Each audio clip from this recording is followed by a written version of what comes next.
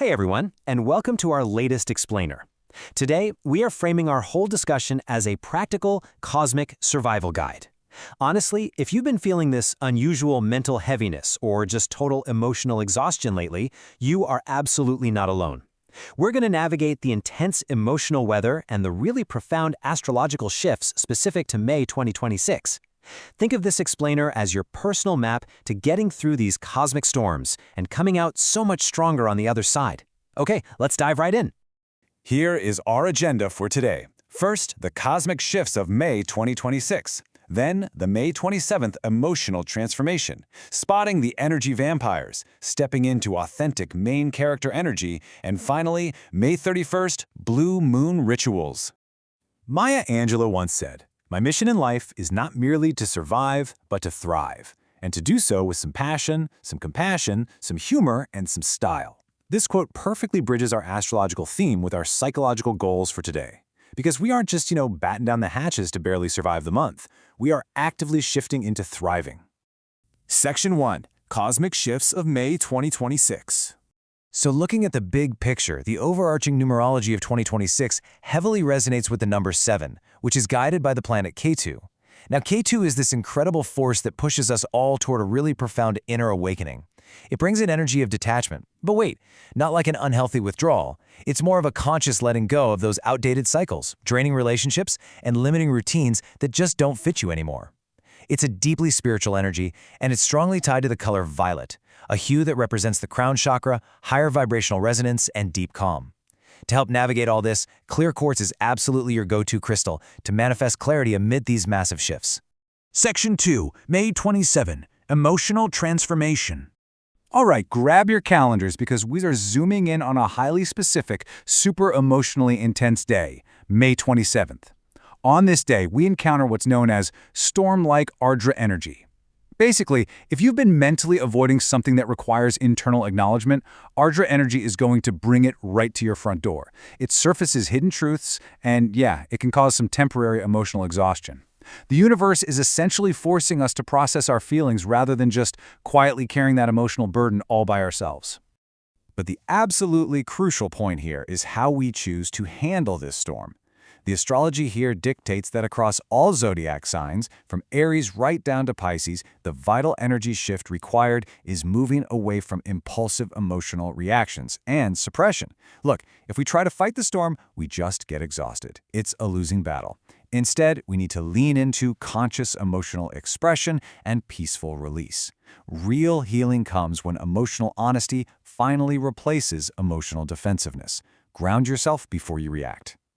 Section 3, Spotting the Energy Vampires. Because of our heightened emotional vulnerability right now, we unfortunately become prime targets for individuals who drain our reserves. In clinical psychology, an energy vampire is someone who drains your emotional energy to offset their own negativity. Therapists note these are often codependent personalities, and the tricky part, they don't wear capes or turn into bats, which makes them a lot harder to spot at the grocery store.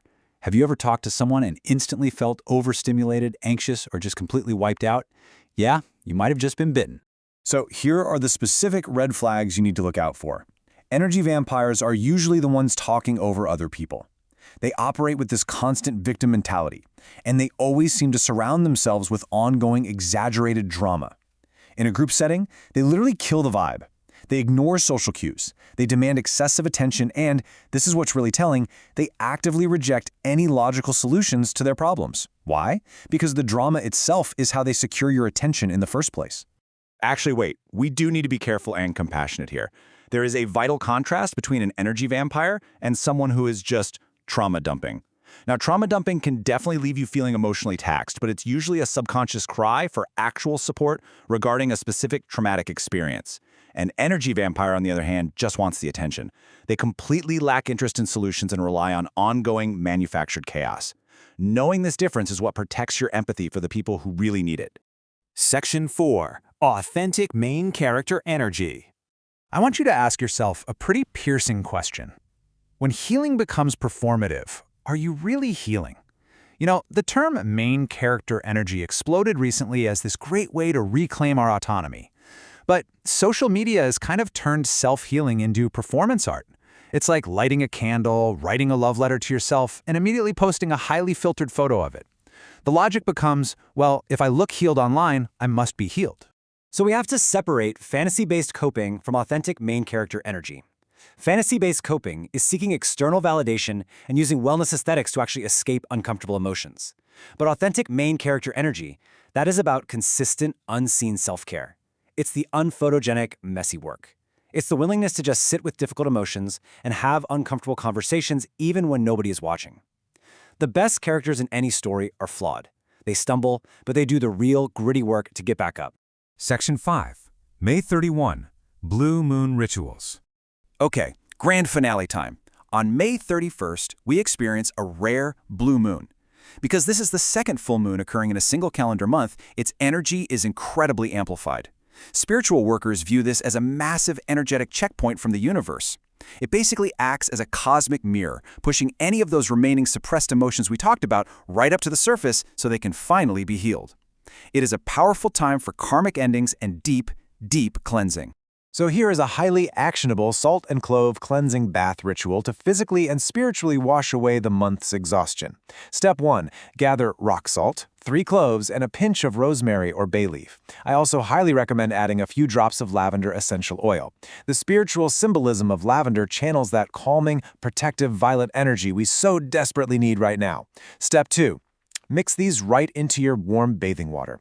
And step 3, as you bathe, intentionally recite, I release all negative energy, emotional heaviness, and energetic attachments that no longer serve me. It's just a profound way to break those stagnant emotional cycles. And hey, if you work with crystals, the blue moon is literally the perfect time to charge them under the moonlight to aid your emotional recovery. Here's a rapid-fire list of the best stones to use right now. Black tourmaline is fantastic for energetic protection against those vampires we talked about. Selenite cleanses your aura. Amethyst, bringing in more of that beautiful purple energy, is excellent for deep emotional healing. Clear quartz, as we saw with our 2026 numerology, provides manifestation clarity. And moonstone enhances intuition. Just leave them by your window overnight while setting positive intentions. Wow, we've covered a lot of ground today, from navigating the intense Ardra energy of May 27th to setting really firm boundaries against energy vampires and embracing the authentic, unphotogenic work of healing under the blue moon.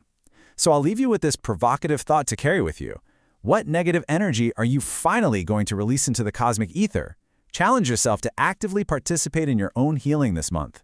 Thank you so much for joining me on this explainer. Keep thriving, keep protecting your peace, and I will see you next time.